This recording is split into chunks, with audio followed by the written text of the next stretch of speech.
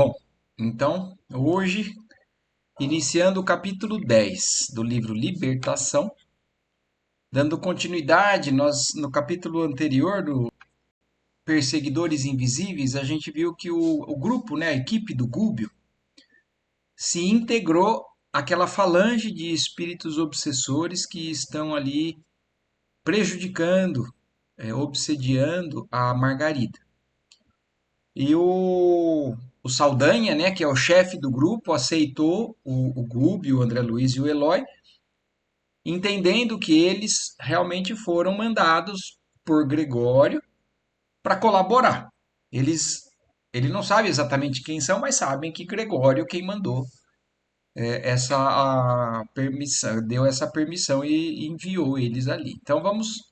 E aí a gente viu na semana passada que eles chegaram perto da doente, né, da obsidiana, naquela casa que nós vimos é uma casa bonita, e o André Luiz estava acompanhando esse trabalho dos obsessores e a postura do Gúbio, como o Gúbio também se comporta com isso, que também é fonte de aprendizado para nós, para que a gente também entenda a, que existem padrões, às vezes, a gente como reagir dependendo da situação. E o capítulo de hoje, então, se chama Em Aprendizado. Então vamos continuando. De retorno à casa, com indisfarçável estranheza, reparei que o instrutor não empreendia qualquer ataque em defesa da doente querida. Então, olha aqui, essa observação, né, que o André Luiz está fazendo já mostra que é algo que chamou a atenção dele. Ele estava vendo que o Gúbio não estava fazendo nada para defender ela, para ir contra o trabalho dos obsessores diretamente. Mas se a gente lembrar, o próprio Gúbio deu a sua palavra para o Gregório. Nós vamos nos integrar, mas não vamos desrespeitar a sua autoridade e tudo mais. Então eles vão trabalhar de outra maneira. Até porque não teria utilidade, provavelmente não conseguiriam a eficácia necessária ali se fossem agir de outra forma dentro de um grupo tão forte, né, do grupo das sombras ali. Ô Adriana, boa noite, tudo bem? Eu não, Boa noite. Feliz Páscoa para você também. Mas Fico eu feliz não interrompi porque eu estava aqui na linha do raciocínio. A gente bom. acabou de começar. Tá bom, obrigada. Mas então, o André Luiz e o Gubi e o Eloy que foram ali fora, conversaram um pouquinho, voltaram, e aí o André Luiz prestando atenção nisso, que o instrutor não estava fazendo nada em defesa direta ao que estava sendo feito de ataque à doente. A jovem senhora, novamente metida no leito, semi-aniquilada, punha os olhos no ar vazio, absorvida de indefinível pavor. Então era um quadro que aos olhos, né, nosso, dos encarnados, era uma pessoa que estava realmente passando por uma, estava alheia, estava numa demência talvez, então sem um auxílio mais concreto por parte dos médicos ali, porque não entendiam talvez o que estava acontecendo. Um dos insensíveis magnetizadores presentes, a insinuação de Saldanha, começou a aplicar energias perturbadoras ao longo dos olhos, torturando, torturando as fibras de sustentação. Não somente o cristalino em ambos os órgãos visuais denunciava fenômeno alucinatório, mas também as artérias oculares, revelando-se sob fortes modificações. Então, como foi dito aí, né, o Saldanha deu um comando para estes magnetizadores, então, para que a gente entenda também. Da mesma maneira que nós, quando nos colocamos na condição de passista, e vamos tentar ajudar alguém com uma oração pedindo inspiração e ação do alto, impondo as mãos e passando energias e fluidos benéficos, existe o trabalho contrário também. Então, esses irmãos, eles têm capacidade de também fazer magnetização para prejuízo, para a doença mesmo, inclusive consequência, como a gente está vendo, no próprio corpo. Então, o que ele estava fazendo de magnetização no órgão visual dela promovia alucinações. Então, ela estava enxergando coisas, provavelmente de dar medo, de susto, de terror. E ele comenta, né, que não só o órgão visual, não só o cristalino, até as artérias do olho também eram influenciadas por esse trabalho de prejuízo ali. Percebi a facilidade com que os seres perversos das sombras hipnotizam as suas vítimas, impondo-lhes os tormentos psíquicos que desejam. Grossas lágrimas banhavam o rosto da enferma, traduzindo-lhe as agitações interiores. Então a gente está vendo dos dois lados, né? Por parte do mundo espiritual, o que está sendo feito e as consequências dela. Uma pessoa que está alheia, tendo alucinações e sofrendo, chorando intimamente, traduzindo aquilo que intimamente ela estava sofrendo em lágrimas. E o André Luiz comenta, né? Ele estava impressionado como estes obsessores tinham facilidade de fazer o que eles estavam se propondo a fazer ali. Dilacerada, a mente aflita e sofredora tiranizava o coração que batia, precípite imprimindo graves alterações em todo o cosmos orgânico. Das complicadas operações sobre os olhos, o magnetizador passou a interessar-se pelas vias do equilíbrio e pelas células auditivas, carregando-as de substância escura, qual se estivesse doando combustível a um motor. Então, olhem só como essa energia negativa, essa substância escura, é como se fosse um combustível para um motor que, na verdade, está indo para uma doença. Então, eles estão potencializando, contribuindo para se instalar uma doença que ela também tem a sua abertura, tem a sua participação.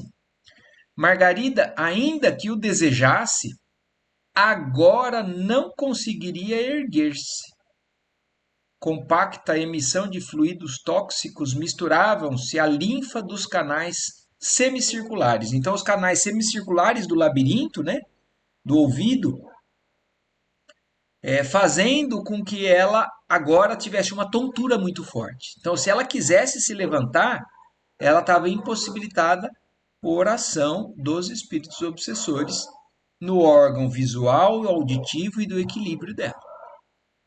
Terminada a esquisita intervenção, Saldanha dispensou os terríveis colaboradores, à exceção da dupla, que se incumbia do hipnotismo, alegando que havia serviço em outra parte da cidade. Então, olhem que interessante também isso. Depois de completada essa primeira parte, aí era uma falange, a gente viu. Muitos espíritos estavam ali. Mas o Saldanha, depois dessa parte, dispensou a maioria deles, ficou só os dois hipnotizadores, aqueles que estavam fazendo um trabalho direto nela, porque ele alegou que esses outros espíritos tinham outras coisas também para fazer. Então ela não era o único caso que eles estavam prejudicando. Outros casos aguardavam a legião de Gregório. E Margarida, no parecer do chefe de tortura, já recebera suficiente material de prostração para 30 horas consecutivas. Tem, olhem que interessante também, é uma lição, é uma aula aqui, né? De obsessão, de como funciona os mecanismos de intervenção do plano espiritual num caso de obsessão. Então, olhem isso, esses fluidos que foram passados para essa pessoa já tinha carga suficiente para 30 horas consecutivas de prostração. Então eles não precisariam nem continuar ali. Dois estariam ali, mas aquele grupo forte poderia já se ir. Pouco a pouco esvaziou-se a casa, semelhante agora à desprezada colmeia de marimbondos vorazes. Contudo, aí permaneciam Saldanha e os dois magnetizadores. Nós três, então o Eloy, o Gubi e o André Luiz, o Saldanha, os dois magnetizadores, e a coleção de mentes em formas ovoides ligadas ao cérebro da senhora flagelada. Então, como a gente também viu no capítulo anterior, o André Luiz observou a enorme quantidade de formas ovoides que eram ligadas a essa pessoa, a Margarida. A sós com o temível obsessor, Gúbio procurou sondar-lhe o íntimo discretamente. Então agora, o que que o Gúbio fez? Procurou agora se concentrar um pouquinho no próprio Saldanha. E aí ele fala, né, como puxando um papo. Sem dúvida que a sua fidelidade aos compromissos assumidos, declarou o nosso orientador atencioso, é bastante significativa. Então, elogiando o Saldanha, né, com relação à fidelidade ao que ele estava fazendo ali. E enquanto Saldanha sorria envaidecidamente, continuou de olhar penetrante e doce. Que razões teriam conduzido Gregório a conferir-lhe tão dedicada missão? Tão delicada missão?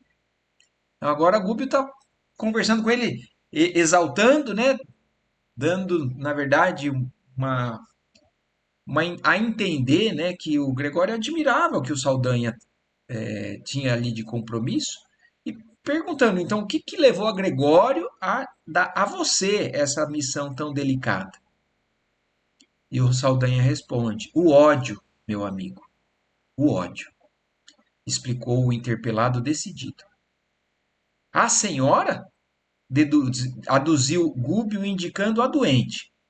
Não propriamente a ela, mas ao pai, juiz sem alma que devastou o meu lar. Faz 11 anos, precisamente, que a sentença cruel de um magistrado caiu sobre os meus descendentes, exterminando-os. Então, olhem isso, que às vezes um obsessor não necessariamente tem um problema direto com a pessoa com quem ele está obsidiando. No caso, ele foi claro, Saldanha. Não propriamente ela, mas o pai dela é um juiz que prejudicou a minha família cruelmente com uma sentença, talvez, né, não justa, há 11 anos que a família dele encarnada ainda, né, sofre as consequências desse juiz e por isso ele se associou a Gregório, que Gregório sim tem intenções diretas com Margarida. E aí o grupo trabalha em conjunto. Um querendo prejudicar um, outro querendo prejudicar o outro, mas o fato é que eles se juntam em forças para que façam aquilo que cada um quer. E diante da expressão de real interesse que o nosso instrutor deixava perceber, o infeliz continuou. Tão logo abandonei o corpo físico, premido por uma tuberculose galopante, revoltado com a pobreza que me lançara à extrema penúria, não pude afastar-me do ambiente doméstico. Então agora o Saldanha está contando um pouco da história dele. Ele desencarnou com tuberculose, pobre, e aí um estado de espírito que também começa a gente ver. Porque assim, ó, ter doença e não ter recurso financeiro não é um problema necessariamente, desde que o espírito encare aquilo com resignação, com fé, com confiança em Deus. Mas no caso, o Saldanha desencarnou revoltado com a pobreza e por isso, inclusive, ele não foi para planos superiores, não foi para colônias, ele ficou ali no ambiente doméstico.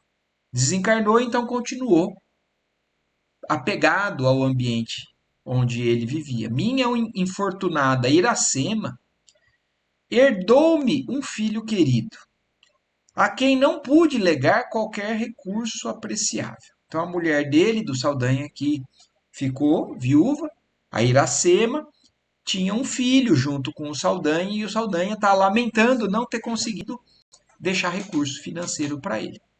Jorge e sua genitora passaram desse modo a enfrentar dificuldades e aflições que não posso relembrar sem imensa angústia. O filhinho dele, então, se chama Jorge. Filhinho, filho, não sabemos a idade. Operário em rude serviço braçal, meu filho não conseguia sustentar dignamente a casa, definhando-se a mãezinha em padecimentos continuados e sofridos em silêncio. Então ele não é criança, né? O Jorge já trabalha, mas uma vida difícil, como a de muitos encarnados. Sofrendo para sustentar a mãe, que é viúva, e não conseguindo, sofrendo em silêncio os dois. Ainda assim, Jorge contraiu núpcias, mas muito cedo, com uma colega de trabalho que, a seu turno, lhe deu uma filhinha atormentada e sofredora. Então o Saldanha tem um neto também. O Jorge é casado e tem uma netinha, uma filhinha que é neta então do Saldanha. A vida corria desesperadamente para o lar subalimentado e desprotegido, quando certo crime, constituído de roubo e assassínio, sobreveio na organização em que meu desventurado rapaz trabalhava, e toda a culpa, em face de circunstâncias inextricáveis, recaiu sobre ele. Então, olhem que vida difícil, que panorama que o Saldanha está mostrando, que realmente é de dar dó. Uma família nessas condições, lutando assim, esse menino, esse rapaz, né, tentando sustentar a família, e ainda assim acontece um crime na empresa que ele trabalhava e caiu sobre ele a culpa. Como eles estão falando, provavelmente a culpa não era dele. Acompanhei-lhe a prisão imerecida, olha aqui, ó. Saldanha confirmando, então não foi ele. E sem qualquer recurso para ampará-lo, segui os interrogatórios infernais a que foi submetido, como se fora homicida vulgar. Ora, eu que me anexara aos parentes desde o instante horrível para mim da transição corporal, jamais me senti disposto à submissão. Então, aqui também já mostrando mais uma vez o perfil espiritual do Saldanha. Então, como a gente sempre tem que pensar e entender, problemas todos temos, mas como encaramos os problemas é que determina a nossa condição espiritual. Então, ele mesmo está falando, como eu nunca deixei a vida dos meus parentes desde que eu fiz a transição para o mundo espiritual, né, a transição corporal, mas jamais me senti disposto à submissão. Então, ele estava acompanhando e as injustiças que ele estava presenciando, ele não estava se sentindo com o desejo de ser submisso a tudo aquilo. A entender que, porque quando a gente vai entendendo melhor, a gente entende.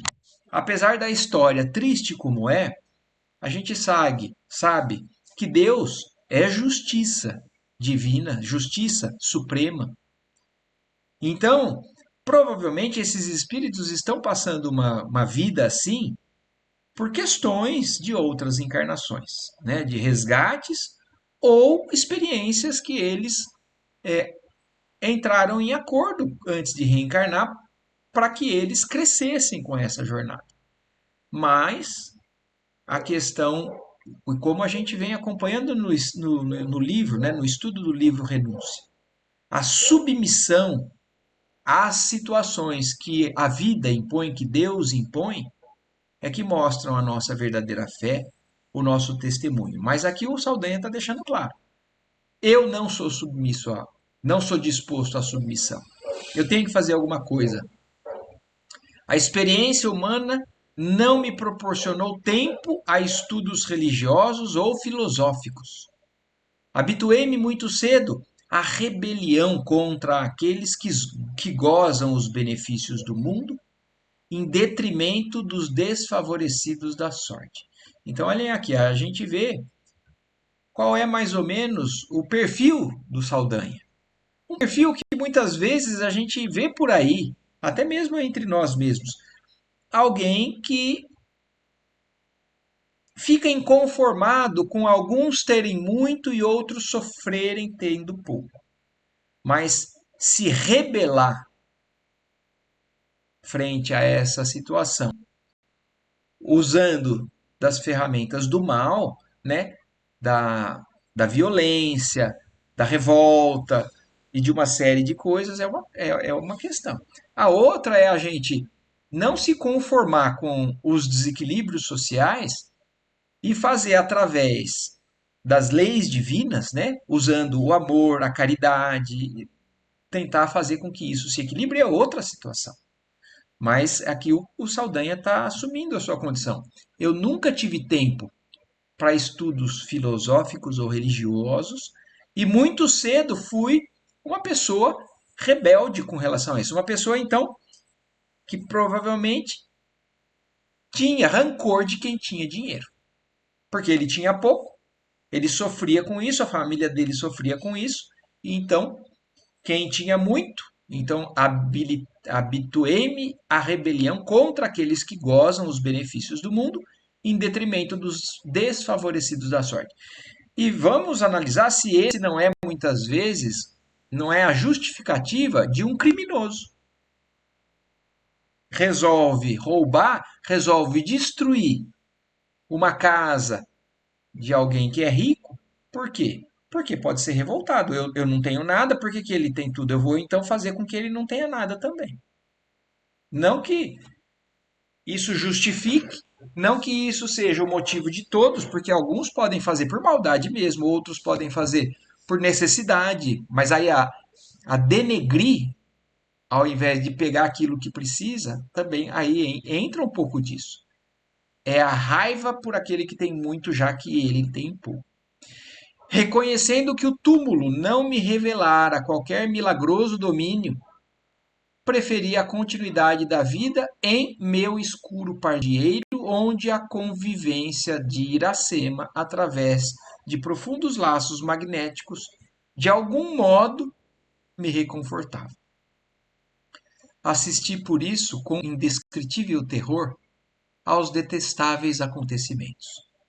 Humilhado na minha condição de homem invisível para os encarnados, visitei chefias e repartições, autoridades e guardas. Então, olhem isso: esse espírito foi atrás dos responsáveis pelo crime, pelos os responsáveis por julgar esse crime, tentando encontrar alguém que me auxiliasse a salvar Jorge inocente. Identifiquei o verdadeiro criminoso, que ainda agora desfruta posição social invejável, e tudo fiz, sem resultado por clarear o processo oprobrioso.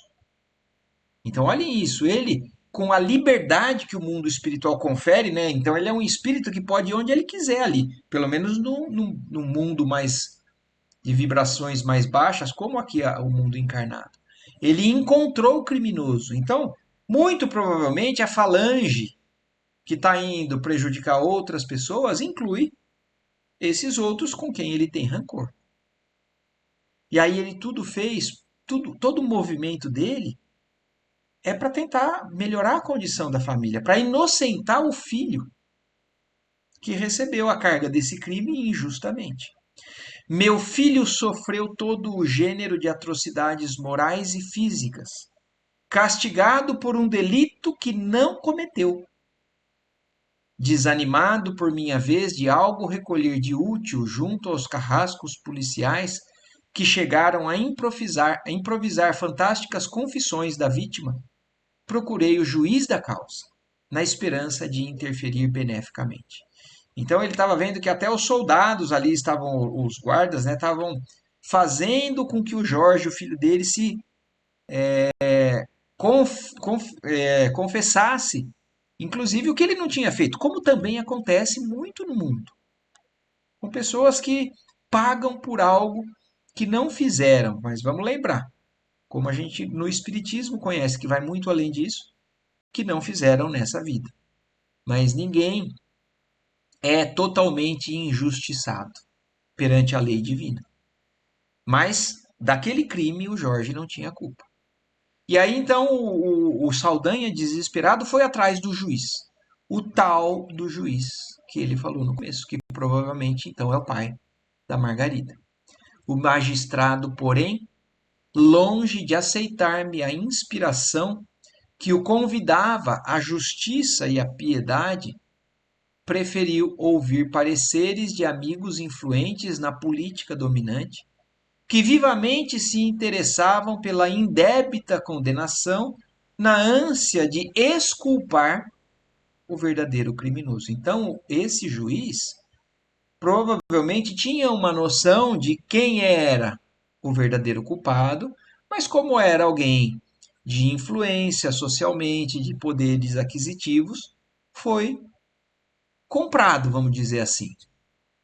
Preferiu escolher por uma questão de afinidades com certas pessoas e então resolveram sim condenar o Jorge para que aquele assunto fosse encerrado e não fosse culpado o verdadeiro criminoso.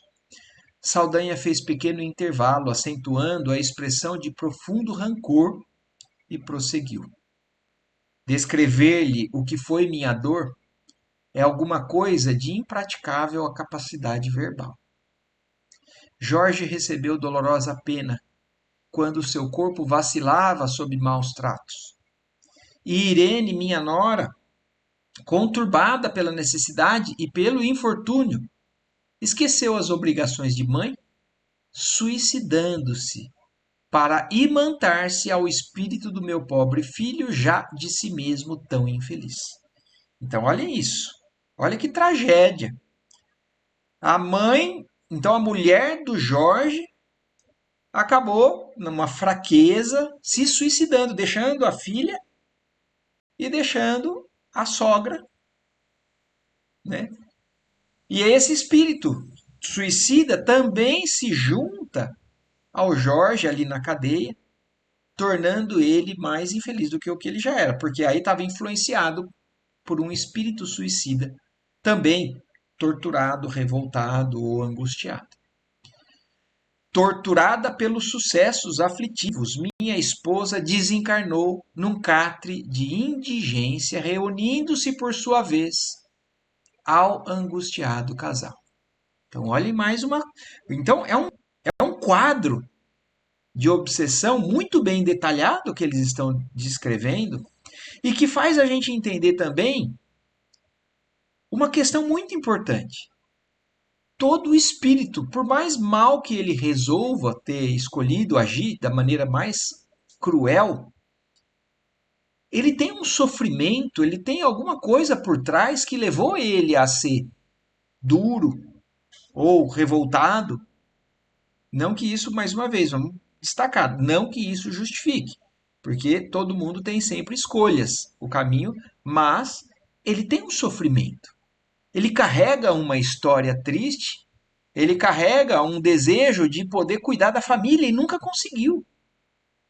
E olha então quando se completa o quadro. Então a mulher do Saldanha, a Iracema, mãe do Jorge, logo também desencarnou como uma indigente e se juntou ao casal também. Minha neta hoje, menina e moça, mas ameaçada por incerto porvir, atende a serviço doméstico aqui mesmo nesta casa, onde tresloucado irmão de Margarida procura arrastá-la sutilmente a grave desvio moral. Então, agora, só para a gente completar, né? Então, a neta do Saldanha foi admitida como trabalhadora da casa, no serviço doméstico da casa onde mora a Margarida. E a Margarida tem um irmão, e esse irmão provavelmente está com interesses não muito dignos sobre essa empregada da casa. Então, procura arrastá-la sutilmente a um grave desvio moral. O juiz que aqui preside a assembleia familiar, recebendo-me em sonho as promessas de vingança. Então, olha aqui que o Saldanha também já vem fazendo. Esse juiz que fez esse ato errado já sonha com alguém querendo se vingar dele. Então, a própria consciência aliada a um espírito que foi prejudicado, querendo prejudicar ele também, já começa a ter pesadelo. E aí, por isso, por conta de uma consciência talvez já um pouquinho desperta com relação a essa culpa, buscou colocá-la junto aos próprios parentes, empenhado em reparar de algum modo o seu crime. Então ele empregou a neta, a filha do Jorge, né, na casa dele, porque ele já queria de alguma maneira reparar, pelo menos em parte, aquele seu crime cometido. No entanto, apesar disso, meu esforço não se fará menos brando. Então aí o Saldanha fala, mesmo ele com essa boa intenção, não vai aliviar o que eu pretendo fazer com ele. Então é uma promessa de um espírito prejudicado querendo dar o troco àquele que, para ele, é o responsável por todo aquele infortúnio da família. Surpreendido, notei que o nosso orientador não ensaiava qualquer doutrinação. Então aqui vamos continuar sempre nesse aprendizado, né? Estamos ouvindo toda essa história. O Gúbio está sondando a história do Saldanha para poder ajudar. E é um aprendizado para a gente. Puxa vida, então, já que agora eu entendi o lado dele, eu vou ser até compreensivo, talvez, mas eu vou ajudar ele, e vou doutrinar ele, vou falar a ele sobre o amor, sobre o perdão, sobre uma série de coisas, mesmo que tenha passado por isso. Mas mais uma vez a gente aprendendo agora com esse quadro e o André Luiz observando. O Gúbio não ensaiava qualquer doutrinação, só estava conversando. Pousando olhos cheios de simpatia no interlocutor, murmurou apenas. Então, depois que o Saldanha contou tudo aquilo, o Gúbio respondeu: realmente, a sementeira de dor é das que mais nos afligem. Então, falando sua dor, né? O que aconteceu aí com você realmente é uma das coisas que mais nos sensibilizam, mais nos tocam, nos afligem. Encorajado pelo tom amigo daquela frase, Saldanha prosseguiu. Muita gente convida-me à transformação espiritual, concitando-me ao perdão estéril. Então, olhem isso. Não é novidade para o Saldanha ouvir de alguém uma tentativa de doutrinação. E aí agora ele está falando, muita gente já me falou sobre essa transformação para eu me libertar disso, me conduzindo à tentativa de um perdão que para ele é estéril, não tem possibilidade de fruto algum. Não aceito, porém, qualquer alvitre desse jaez. Quer dizer, eu não aceito qualquer tipo de convite nesse teor aí. Meu desventurado Jorge, sob a pressão mental de Irene dilacerada e de Iracema oprimida, não resistiu e perturbou-se. Enlouquecendo no cárcere, foi transferido da cela úmida para misérrimo hospício onde mais se assemelha a um animal encurralado. Então, por envolvimento dessa punição que não é devida, da presença da esposa e da mãe, a perturbar ele, então ele ficou um alucinado, praticamente um louco, e foi encarado como tal, e por isso foi transferido da cadeia para um hospício.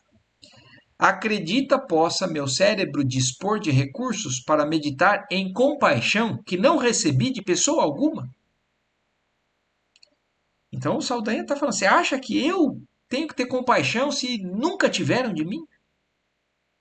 Enquanto esses quadros permanecerem sob meus olhos, não abrirei minha alma às sugestões religiosas. Estou simplesmente diante da vida. A sepultura apenas derruba o muro da carne, porquanto nossas dores continuam tão vivas e tão contundentes quanto em outra época, quando suportávamos a caixa dos ossos. Foi nesse estado que o sacerdote Gregório me encontrou e agradou-se de minhas disposições íntimas. Então, o que aconteceu? O Gregório encontrou o Saldanha nesse quadro espiritual revoltado e disposto à vingança, e é justamente isso o que interessou o Gregório. Agradou a ele as disposições íntimas do Saldanha.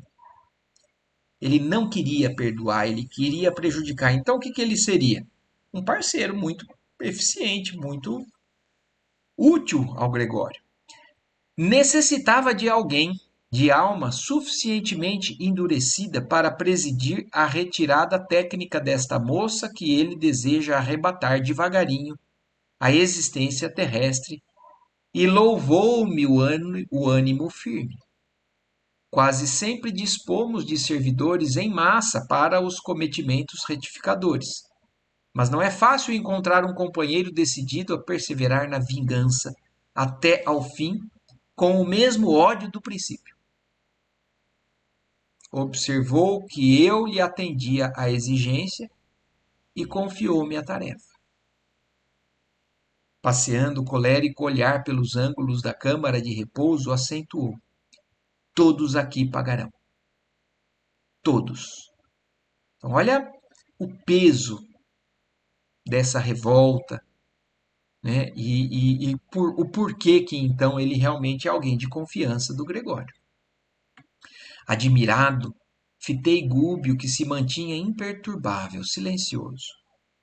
Fora eu e talvez me desbordasse em comentários extensos e tirânicos com referência à lei de amor que nos governa os destinos.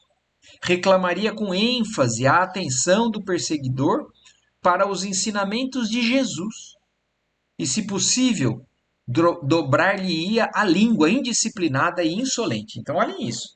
O André Luiz, para ele teria esse ímpeto de falar, de botar ele no lugar dele. Imagina, você está no caminho errado.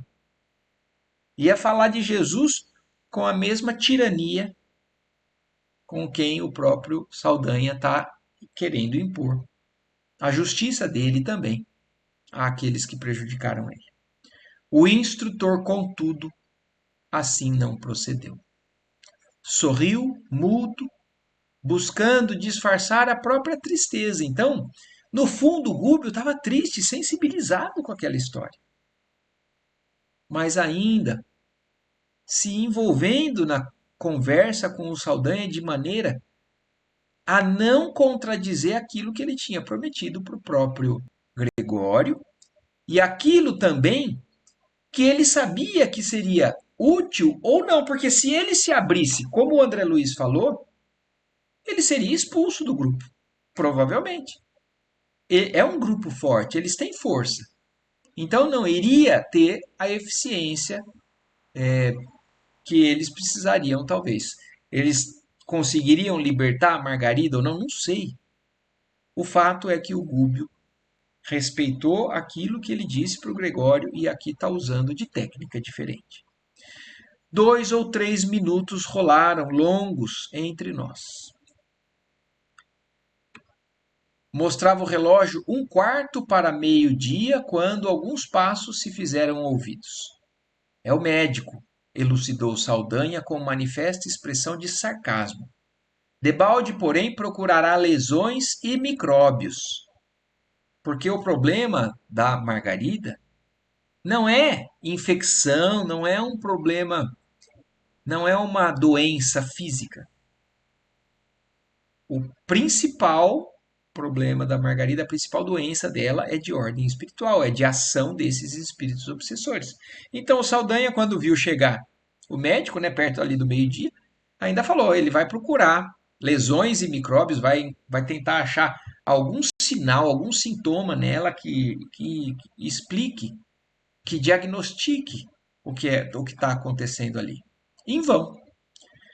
Quase no mesmo instante, um cavalheiro de idade madura penetrou o recinto em companhia de Gabriel, o esposo da vítima.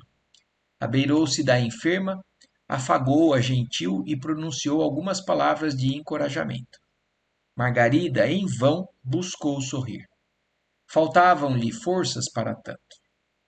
A conversação ia a meio quando uma entidade, evidentemente bem intencionada, compareceu. Viu-nos e demonstrou compreender-nos a posição, porque fixou em nós cauteloso olhar sem dizer palavra, acercando-se do médico solicitamente, qual se lhe fora dedicado enfermeiro. Então agora, nós estamos bem no meio do capítulo aqui, Vou ler só talvez mais, deixa eu ver mais alguma coisinha aqui. Mas vai mudar um pouquinho agora o que está acontecendo. Então o médico chega e junto com o médico chega um espírito trabalhador do bem que percebe a condição dos três e não fala nada, mas está acompanhando o médico para tentar, de alguma maneira, ajudar no diagnóstico e no tratamento dessa irmã.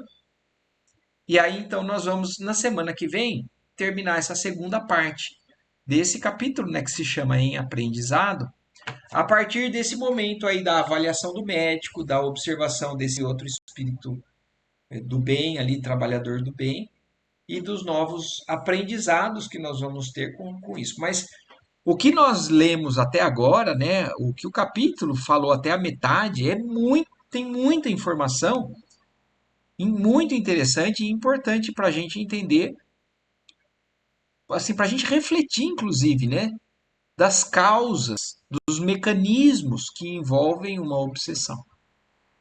E eu não sei se ficou alguma dúvida ou alguma observação que vocês queiram fazer com relação ao texto aí que a gente leu. Se quiserem aí, é só falar, mas se não, só agradecer a Deus aí a oportunidade, pedir a Jesus na nossa oração, né, na nossa vibração em conjunto aqui hoje nesse dia de Páscoa, que envolva todos nós e a humanidade cada vez mais, né, na ligação com a lucidez, com a paz, com a harmonia, com o amor, para que a gente possa de alguma maneira ir caminhando como humanidade, né, para um dia, uma condição melhor aqui de todos nós, certo? Uma ótima noite, uma ótima Páscoa, finzinho de Páscoa, uma ótima semana para todos. Ótima noite. Tchau, Boa tchau. noite.